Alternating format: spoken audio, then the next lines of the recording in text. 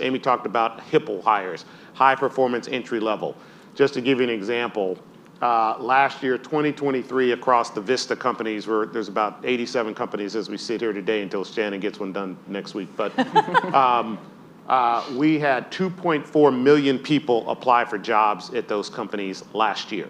We tested 489,000 to find a hiring pool of 60,000, in which we hired 15,000 people. This is ongoing all the time from all walks of life, 180 geographies, countries, and that is an important part of casting a wide net. I will guarantee very few of them look like what you expect to work at a software company. But what we're able to do is find these talented, motivated people and then identify that they will be successful in our businesses, and then from there we put them into programs that actually accelerate their development. So maybe Shannon, talk a little bit about what you're doing at the portfolio companies, and then how you're thinking about that in terms of driving that into how we're going to adopt AI and that thinking in our AI fabric.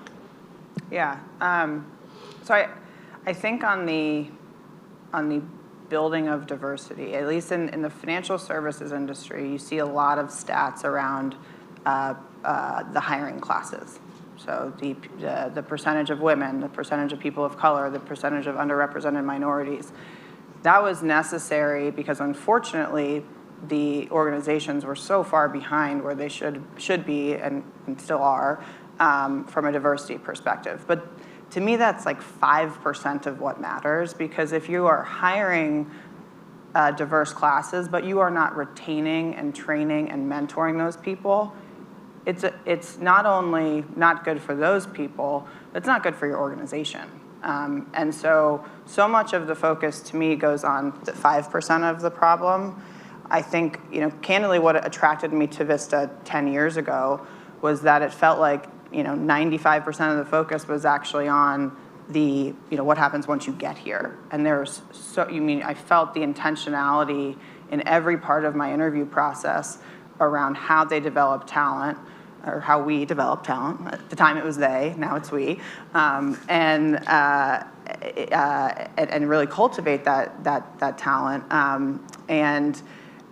It's everything from who we put first-year analysts and associates with in their office, and who we pair them with from a mentorship perspective, which, by the way, is not all women should be mentored by women. There's so much more complexity to how you think about that.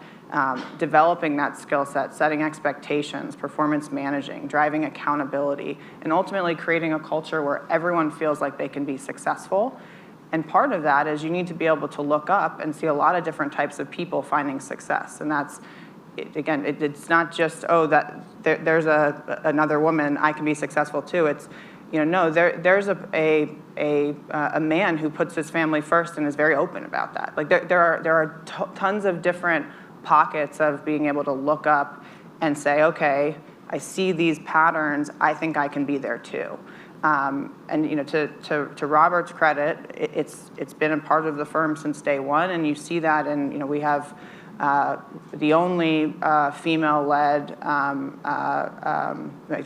actually I guess both of you work with Renee and Rachel, the only female-led technology investing strategy in our Endeavor Fund.